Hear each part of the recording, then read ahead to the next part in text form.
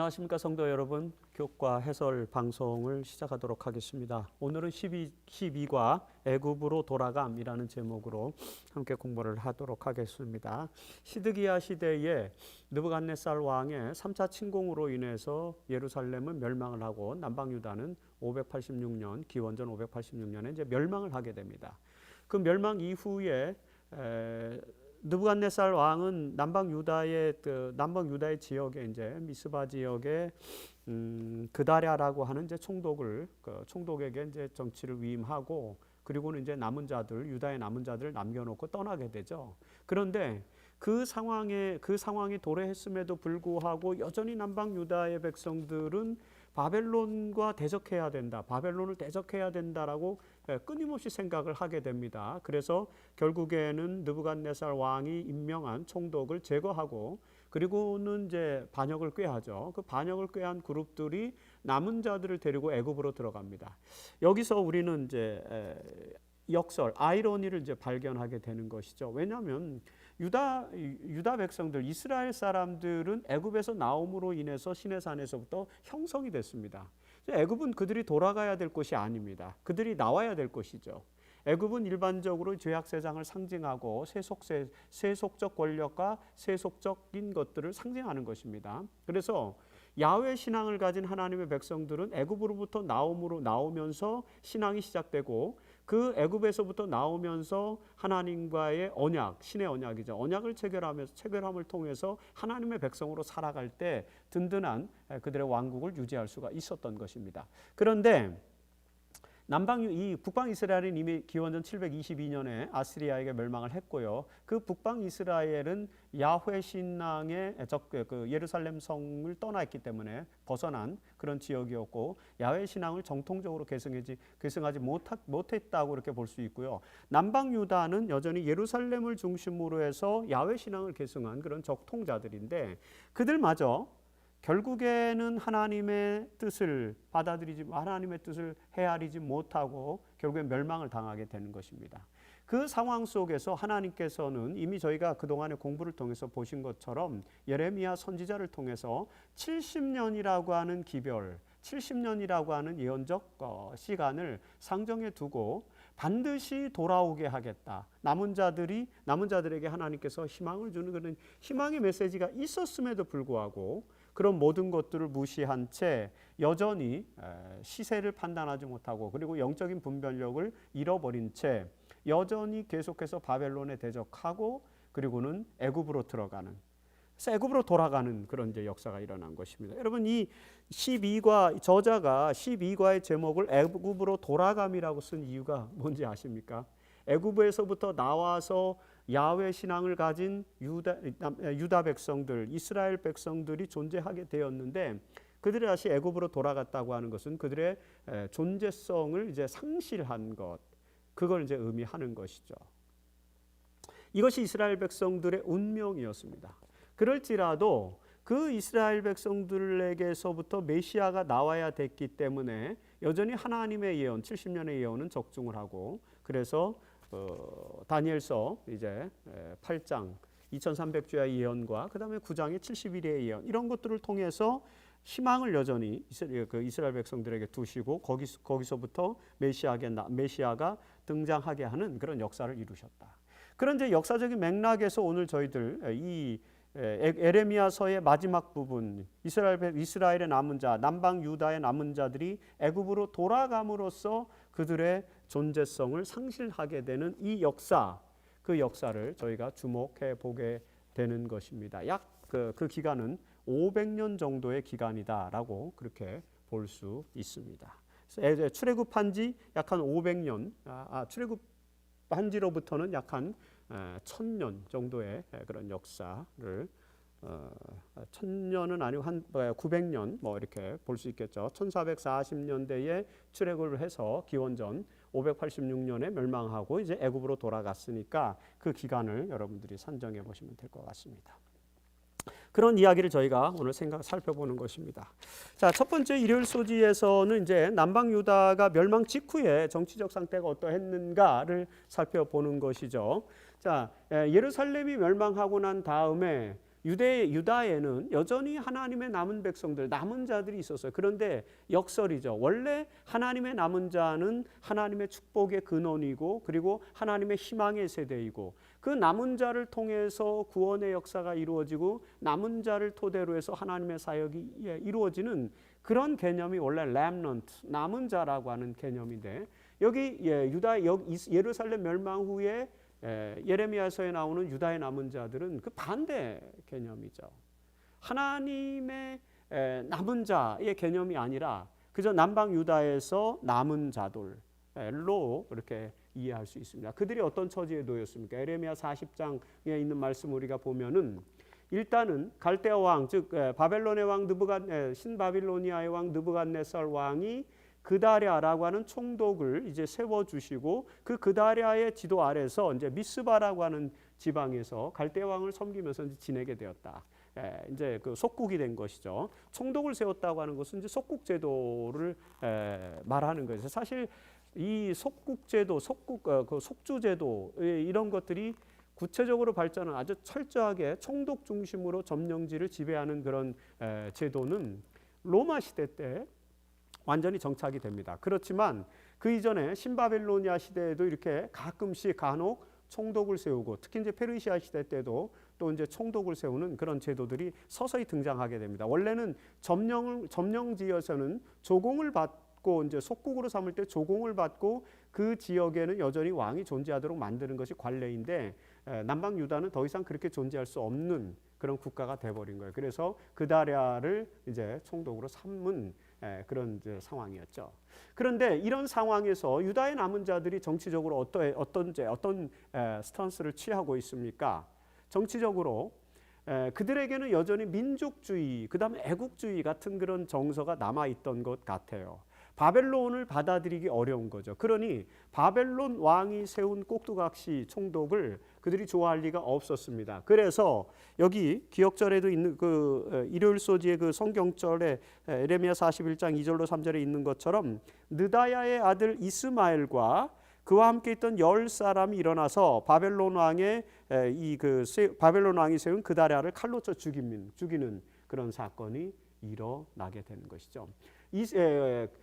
이스마엘과 그 다음에 10사람, 특히 이제 성경은 아주 그 묘한 기록이 있는데 뭐냐면은 예레미야 40장 13절로 16절에 보면은 암몬의 왕이 이스마엘을 부추겼다 그런 기록이 나옵니다.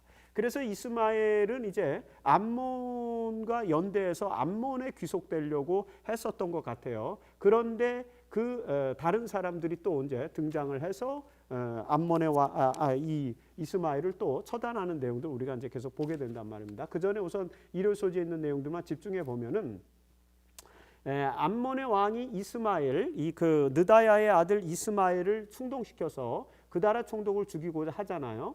그래서 10명의 이제 이스마엘이 10사람을 이제 부추겼어요. 그 사람들을 40장 1절로 2절 여기 보면은 왕의 종친, 왕의 장관 이스마엘 이런 표현이 있단 말입니다.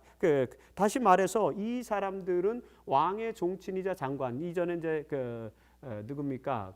시드기야 왕의 종친이다 그런 얘기겠죠. 왕의 장관이라는 사람, 이런 사람들입니다. 그래서 어떻게 보면 민족주의자라고 볼 수 있습니다. 남방 유다의 멸망을 정말 비통해하는 그런 사람들이죠. 민족주의는 굉장히 좋은 정서이긴 해요. 그런데 문제는 뭐냐면은 이 이스마엘과 민족주의자 10사람, 왕의 종친과 장관들이 대세를 모르고 있다는 것입니다. 왜요? 하나님께서는 예레미야를 시켜서 계속해서 바벨론 왕에게 복종하라. 그러면은 70년의 예언이 차면은 다시 회복될 것이다라는 예언을 계속 주었는데 그 선지자의 말을 듣기를 거절한 거죠. 그러면서 실력은 부족하고 능력도 부족하고 아무런 힘도 없음에도 불구하고 마음속에 끓는 민족주의 이거 하나를 가지고 나와서 결국엔 바벨론 왕과 느부사라단 같은 군대 장관이 바벨론으로 돌아가고 난 공간에서 그다랴를 총독을 죽이는 그런 이제 역사가 일어나게 되는 것입니다. 총독을 죽인 요하난과 군 지휘관들은 이제 총독을 죽인 다음에 41장 17절에 보면은 애굽으로 가려고 떠나서 게롯기맘에 머물렀다라고 이렇게 기록하고 있습니다. 애굽으로 들어가려고 하는 것이죠. 애굽은 이스라엘 백성들이 들어가야 될 곳이 아니라고 제가 서두에 말씀드렸습니다. 그곳에서 나와서 비로소 야훼 신앙을 간직한 이스라엘이 형성이 된 것 아닙니까? 여전히 그 이스라엘의 신앙적 정체성, 종교적 정체성, 민족적 정체성을 유지하기 위해서는 절대로 애굽으로 들어가면 안 되는데 애굽으로 들어갈 계획을 세운 것입니다. 가룟범기별 1094페이지에 사탄은 불순종하는 자식들 가운데서 역사하고 있는데 여기 지금 왕의 종친과 장관들 말입니다. 민족주의자들 그들이 리더십은 좋았어요.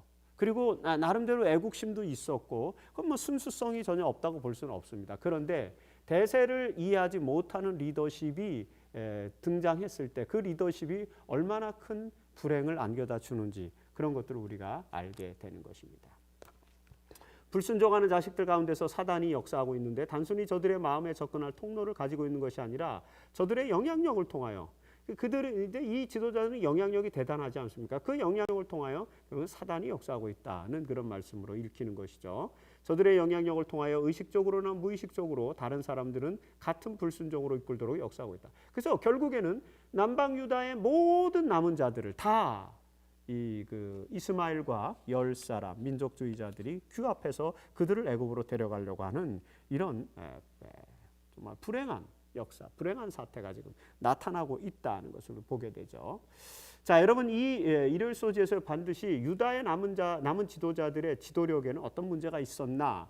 비록 소수의 남은 자들이지만 그들이 예레미야 선지자의 말을 들으면서 위로와 권면을 받으면서 인내를 가지고 참았더라면 결국에는 이제 고레스 시대 때 그리고 다리오 시대 때 계속해서 귀환하는 자신들의 동포들과 더불어서 이제 또다시 나라를 회복할 수도 있었습니다.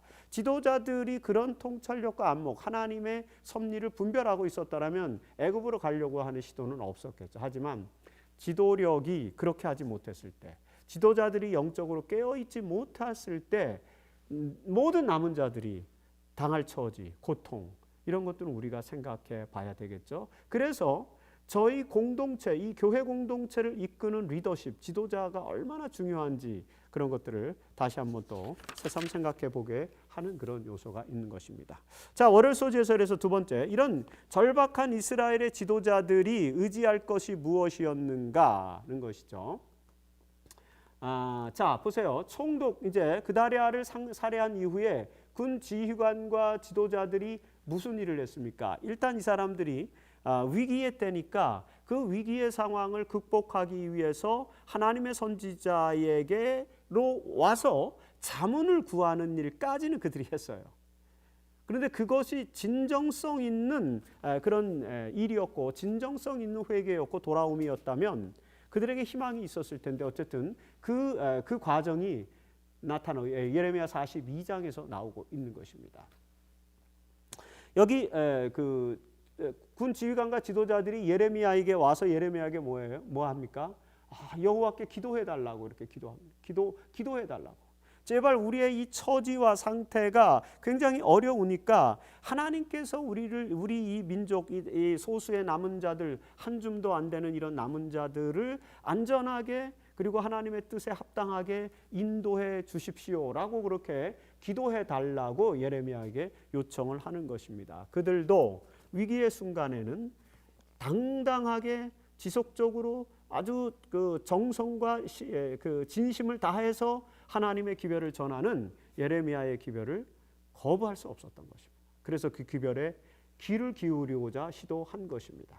여러분, 이 유다의 남은 자들이 선지자에게 이렇게 고백합니다. 예레미야 42장 3절에서 여호와께서 마땅히 갈 길과 할 일을 보이시기를 원하나이다. 좋은 기도입니까? 나쁜 기도입니까? 중요한 기도입니까? 중요하지 않은 기도입니까? 이 문맥으로만 보면은 대단히 중요하고 좋은 기도입니다. 우리는 상식적으로, 상투적으로 이런 기도를 드립니다. 하나님, 저희가 갈 길과 할 일을 보여주십시오. 우리가 어떻게 살아야 올바른 삶인지 알려주십시오. 기도하는데 가만히 생각해 보세요. 그 기도는 잘못된 기도입니다. 왜요? 이미 하나님께서는 예레미야 선지자가 활동하는 30여 년 동안 계속해서 갈 길과 할 일을 계속 보여주셨단 말이에요. 일단은 바벨론에게 복종하라는 것이 하나님의 뜻이에요. 그래서 그들이 가야 될 길은 어디냐면은 바벨론에 순종하는 길로 가야 되는 것입니다. 하나님이 지속적으로 수십 년 동안 이스라엘 백성들에게 계속 그걸 보여주셨는데 그들이 매 순간마다 그 하나님의 길을 보기를 거절하고 하나님의 일 하기를 거절했던 사람들이에요. 다시 나와서 예레미야에게 또 묻는 것입니다. 여호와께서 마땅히 우리에게 갈 길과 할 일을 보여주시기를 원합니다. 무슨 말이에요? 결국엔 내가 하고 싶은 대로, 우리가 가고 싶은 대로, 애굽으로 가는 것이 우리의 갈 길이다. 애굽으로 가기 위해서 준비하는 것이 우리가 할 일이다. 이거를 얘기해 달라고 요구하는 거죠. 여러분, 우리도 이런 기도 참 많이 합니다. 우리를 올바른 길로 인도해 달라고요. 사실은 하나님께서는 이미 우리를 만드실 때부터 우리 마음속에 양심과 도덕률을 주셔서 우리가 어떻게 살아야 되는지, 어떻게 행위해야 하는지, 이마누엘 칸트가 실천이성 비판에서 강조했던 것처럼 우리가 어떻게 행하여야 하겠는가라는 그런 철학적 질문, 심오한 철학적 질문에 대한 답을 이미 하나님께서 우리의 양심 속에 주셨어요. 우리 양심에서 끊임없이 하나님의 뜻이 무엇인지를 이야기합니다. 우리는 계속 거절하는 거죠. 그리고는 내가 하고 싶은 대로, 내 뜻대로 하고 싶어서 자꾸 묻는 것입니다. 지금 이스라엘 백성들이 그런 똑같은 모습을 보여주고 있습니다. 사실 하나님의 말씀을 묵상하고 그리고 하나님께서 우리의 신비에 새겨 주신 우리 내적 심령 속에, 양심 속에 심어 주신 하나님의 뜻을 분별하면은 우리가 어떻게 살아야 될지, 무엇을 해야 될지 자명하게 나타납니다. 그래서 칸트는 그 실천이성 비판, 실천이성에 따라 살아라 이거예요. 그 선의지를 따라 살면은 그것이 참된 인간의 자유를 구현하는 방법이다라고 하는 그런 이야기를 이제 철학적으로 강조하죠. 신학적으로도 마찬가지. 지금 그런 기도를 하고 있는 거예요. 갈 길과 할 일은 계속 보여주셨어요. 그런데 또 보여달라 그래요. 그리고는 뭐라고 약속합니까? 6절에 우리에게 하나님께서 우리에게 보여주시는 그 일이 좋든지 좋지 않든지 막론하고 우리 순종하겠다 이거예요. 와, 약속까지 해서 이게 또 언약을 맺음, 또 이게 피의 언약을 또 맺어야 돼요. 또 이제 비둘기를 잡든지 또는 이렇게 양을 잡든지 하나님과 약속을 하는 것입니다. 그러자 예레미야가 어떻게 합니까? 그래? 좋아. 그러면 남은 자들의 간청에 대한 예레미야 응답은 무엇입니까? 이 땅에 눌러 앉아 살아라. 그러면 애굽으로 갈 생각하지 말고 여기서 눌러 앉아 살아라.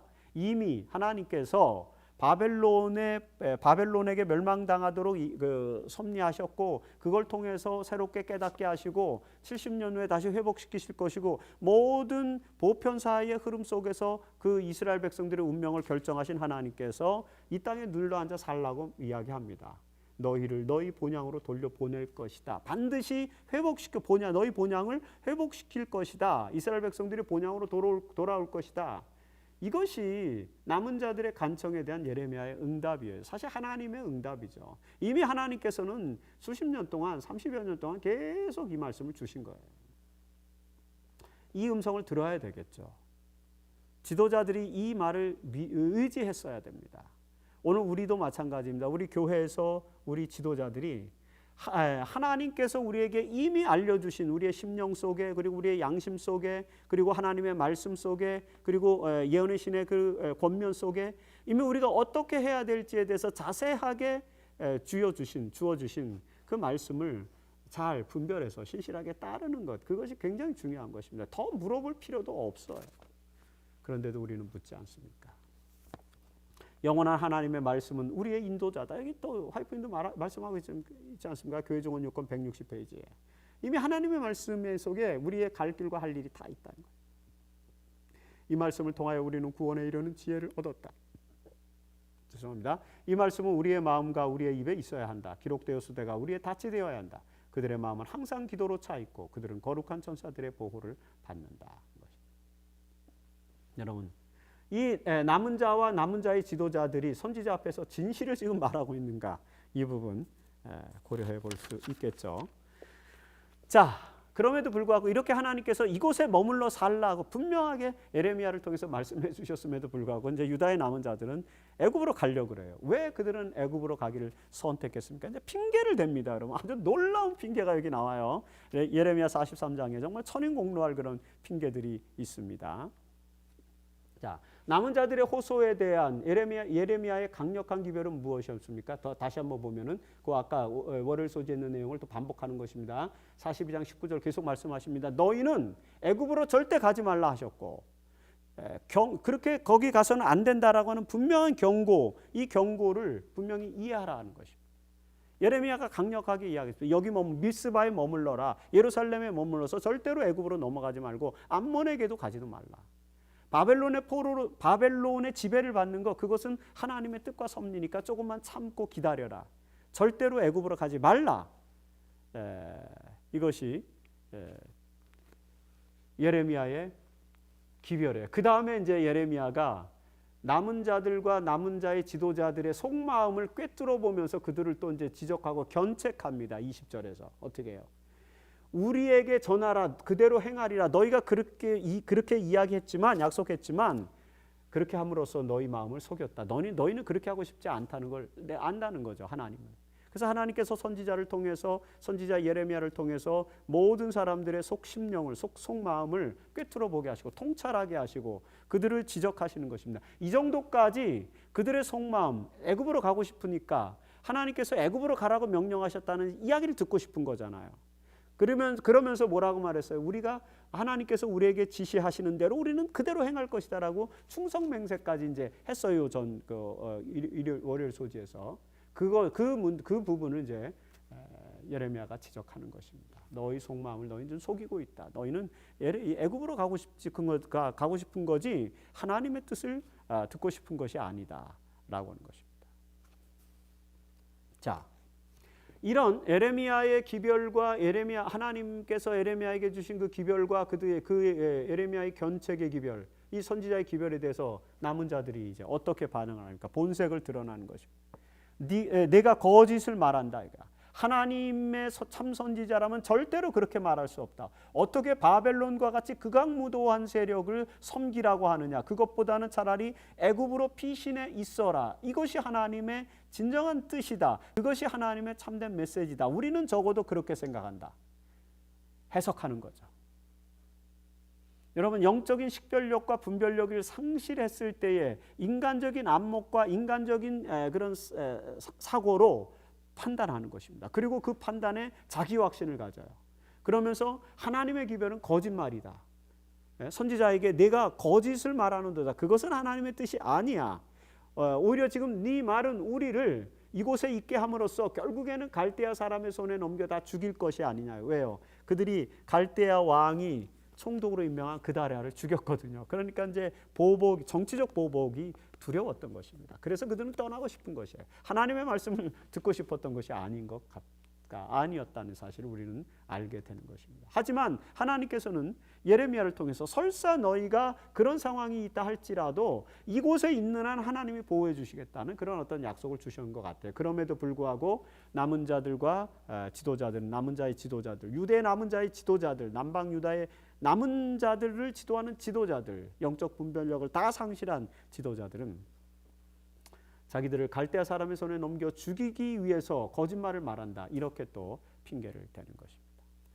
그리고 43장 7절에서 그래서 결국에는 이 유다의 남은 자들의 최후의 선택이 무엇이었습니까? 결국에는 애굽 땅으로 들어가게 됩니다. 이 인원들을 데리고 애굽 땅에 다바네스라고 하는 곳으로 가요. 그러면서 하나님의 말씀에 순종하지 않는 그런 모습을 보여주게 되는 것입니다. 자, 살아남은 이들 122페이지. 이스라엘 자손이 얼마나 빨리 하나님을 불신하였던가. 심지어는 아주 최종적 민족의 위기와 아주 극명한 그런 위기 속에서조차도 끝까지 하나님의 말씀을 듣지 않는 이런 모습들. 하나님을 불신하는 데서는 굉장히 빠른 모습. 오늘 우리에게 그런 모습은 없는가, 있지 않는가 살펴봐야 되겠죠. 반성해야 되겠죠. 그들은 애굽 왕이 그들을 놓아 보낼 수밖에 없도록 애굽에 내린 모든 재앙, 꼭 그들을 기적으로 구원하신 하나님의 권능에 대한 증거들을 보았음에도 불구하고 하나님께 대한 저희의 믿음이 시험을 받았을 때에 하나님을 원망하였다. 저희가 당하는 모든 환난의 책임을 모세에게 돌려. 이 이스라엘 백성들이 이미 가나안에서도 그 신의 그 40년 동안의 광야 생활에서도 모세의 말을 계속 부인하고 모세를 따르지 않고 모든 책임을 모세에게 돌리고 하나님 원망했던 그런 모습이 이제 애굽 땅으로 들어가기 위한 그들의 선택지 속에서도 또 똑같이 그런 상황이 나타나는 이런 아이러니, 역설 같은 거를 우리가 또 이 말씀에서 보게 됩니다. 자, 이제 그래서 여기 아까 말씀한 것처럼 이제 다바네스라고 하는 곳으로 이제 들어가서 거기서 기거를 하게 되는데, 자, 이 다바네스에서 그들이 애굽의 다바네스에서 이제 살고 있던 유다의 남은 자들의 운명 어떻게 이제 예언되는지를 예레미야 43장에서 계속해서 우리에게 설명합니다. 자, 우선 유다의 남은 자들이 다바네스로 이주한 이유가 무엇입니까? 다바네스라고 하는 곳은 이집트 북동쪽의 도시예요. 그래서 이스라엘 땅이 가나안 땅에서 들어가기 가장 좋은 지역에 위치한 곳이고 그 도시는 다바네스는 상당한 방어 시설을 갖춘 지역이었기 때문에 적어도 그들이 바벨론 왕이 임명한 총독을 죽이고 도망쳐 온 입장이었기 때문에 바벨론 왕으로부터 보호를 받을 수 있는 그런 보호 시설 이 정도는 되겠다라고 생각한 거죠. 그래서 그들이 다바네스로 이주를 하게 됩니다. 물론 이제 이 난민 포로들은 이주를 하게 되면 이제 그 나라의 노예 신분으로 살아가고 노예를 부릴 수 있으니까 애굽의 파라오는 얼마든지 그들을 용납할 수 있어요. 왜? 노예로 쓸 수 있으니까. 그래서 그들이 이제 이집트 북동쪽의 다바네스로 이주를 하게 된 것입니다. 그러자 하나님께서 이때 이 남은 자들의 지도자, 이 남방 유다의 지도자들은 예레미야 선지자를 끌고 가요. 예레미야 선지자는 마지막까지 그 남방 유다의 남은 자들과 운명을 같이 하는 것입니다. 애굽에서 죽으니까.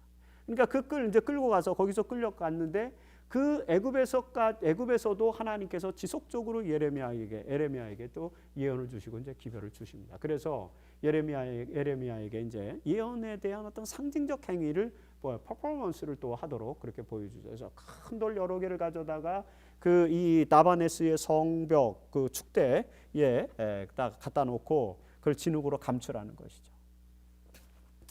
그리고는 이제 이 행위, 이런 상징적인 퍼포먼스가 결국에는 그 축대 속에 감겼던 축대 속에 진흙으로 감추었던 그 돌들이 드러나면서 어떤 권세, 세력, 한 나라의 점령, 이걸 상징하는 것이거든요. 바벨론의 점령을 상징하는 것이죠.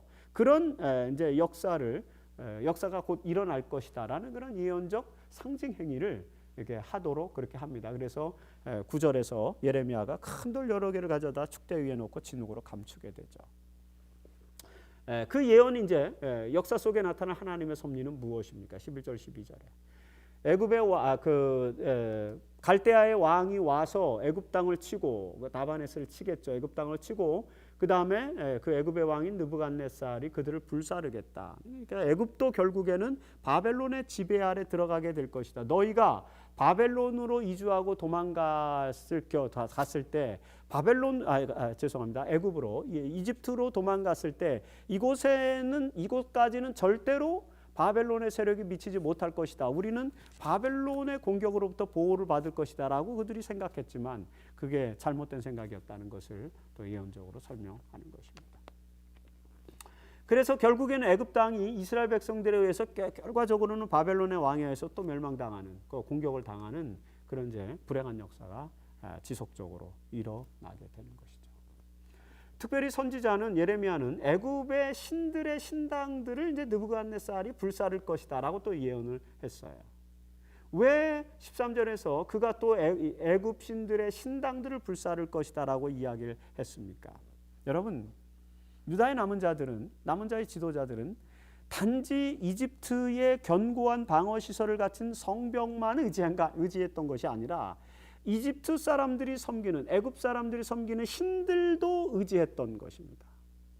그래서 그 신들이 애굽을 보호해 주는 것처럼 자기들도 보호해 줄 것이라고 생각해요. 자신들이 믿는 야훼 하나님이 유일하신 하나님이고 모든 신들 중에 신이고 왕들 중에 왕이라는 사실을 그들이 간과한 것입니다. 그리고 그래서 더 위대한 하나님의 말씀, 위대한 신의 말씀을 의존하는 대신에 그들은 이제 애굽의 신들에게 의존하려고 하는 것입니다. 그래서 하나님께서는 예레미야를 통해서 애굽의 도시를 멸망시킬 뿐만 아니라 애굽의 신들의 신당들까지도 불사르겠다. 다시 말해서 애굽의 신들이 그렇게 능력이 있지 않다. 애굽의 신들이 너희들을 지켜주지 못할 것이다. 너희들이 애굽의 신들에게 의존하려고 했던 것은 잘못된 판단이고 잘못된 의식이었다는 사실을 일깨워 주기 위해서 애굽 신들의 신당들을 불사르겠다라고 또 말씀하고 있는 것입니다. 굉장히 중요하죠. 이 말씀이 우리가 기억해야 될 것입니다. 1890년대 리비엔 헤럴드의 화이트빈이 기록한 내용입니다.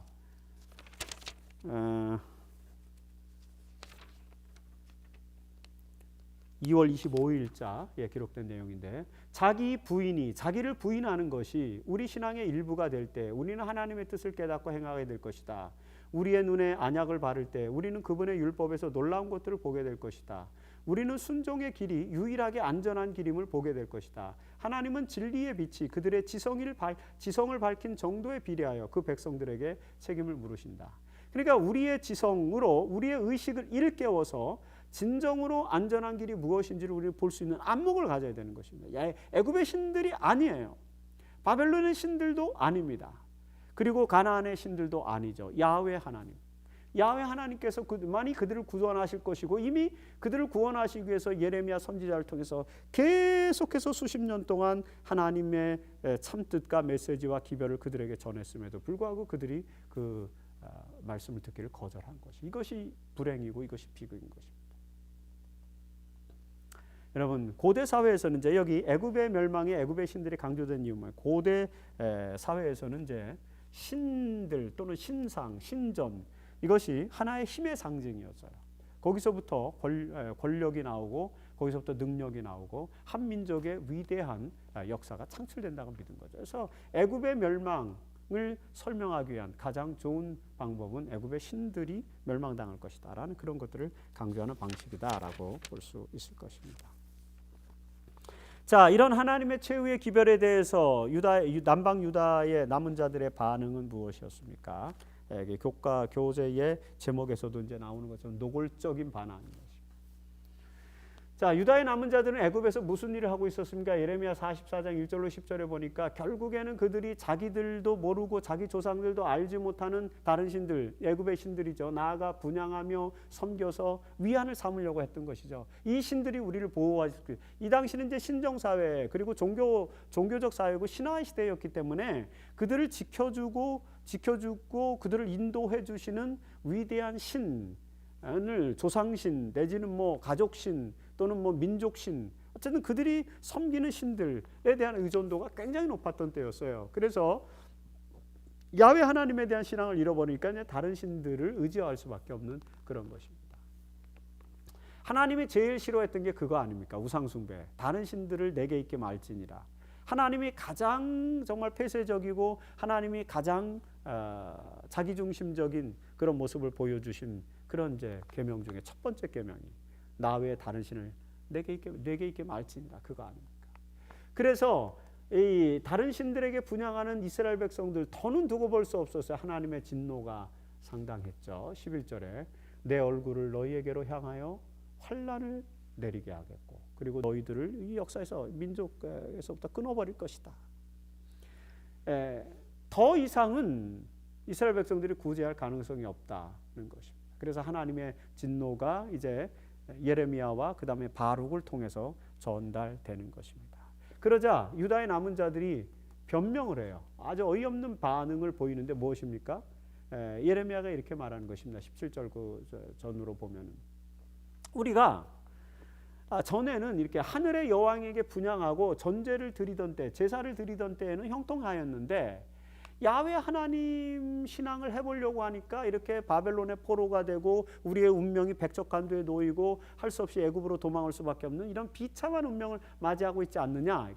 사실 이 이야기는 이제 역사를 배경으로 하는 것입니다. 요시아가 개혁하기 이전에 이제 므낫세라든지 아몬이라든지 상당히 그들이 이제 그 반역을 그리고 우상 숭배를 심하게 했어요. 심지어는 하나님의 성전에서 태양신 숭배를 하고 동방 신들을 섬기고 이런 일들을 자행했단 말입니다.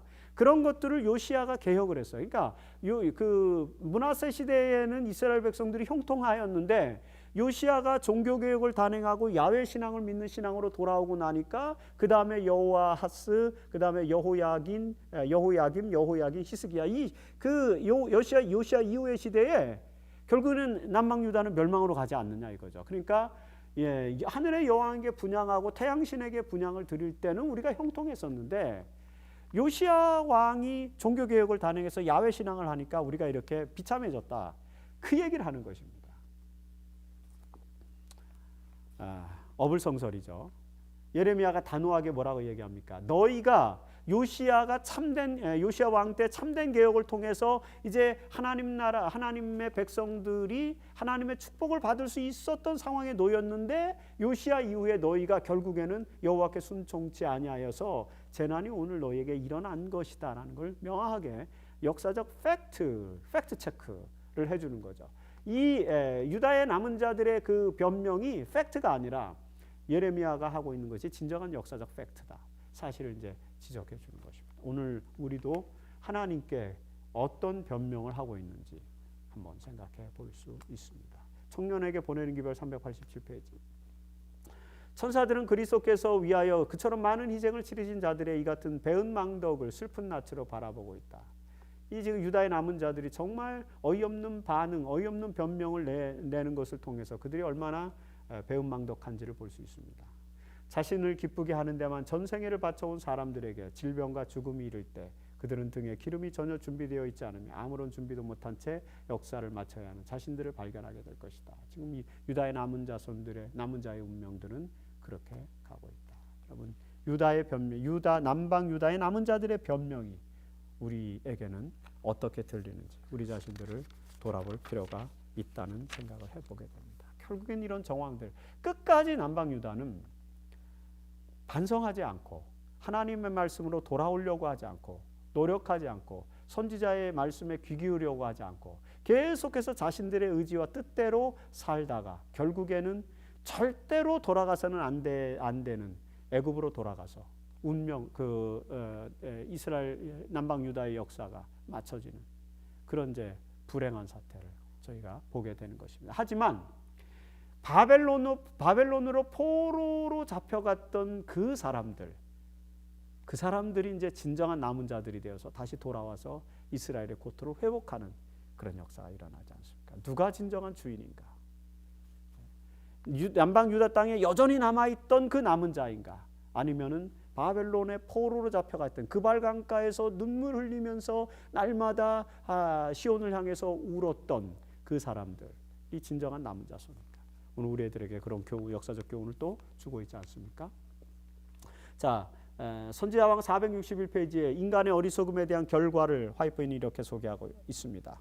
세상의 영적 빛이 되었어야 했을 사람들의 완고한 죄에 대한 선지자의 슬픔, 시온의 운명과 바벨론으로 사로잡혀간 백성의 운명에 대한 그의 슬픔이 여호와의 권고를 버리고 인간의 지혜로 돌아가는 어리석음의 기념비로서 쓴 글 에가서에 나타나 있다. 에가서에 이 완고한 사람들의 완고한 죄에 대한 죄의 결과 그것으로 인한 슬픔이 고스란히 에가서에 나타나 있습니다. 파멸이 이루어진 중에서도 예레미야는 여전히 여호와의 자비로 우리가 진멸되지 아니이다라고 말할 수 있었으며 그는 끊임없이 기도하기를 우리가 스스로 행위를 조사하고 여호와께로 돌아가자고 하였다.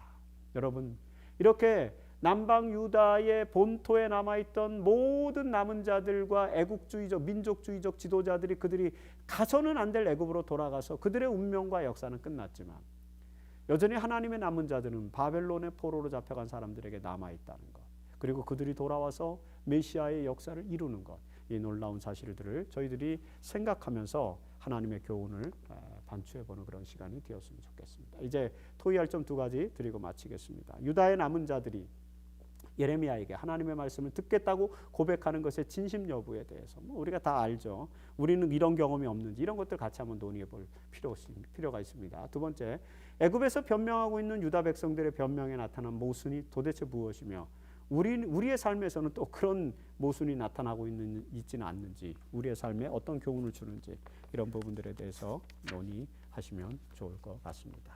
자, 이제 다음 주에 저희가 13가 마지막 강의를 하면서 예레미야서를 마치고 2015년도에 모든 이제 교과 방송을 또 마치고 2016년도를 맞이하게 될 것 같습니다. 마지막 남은 13가의 강의도 또 경청해 주시면 감사하겠습니다.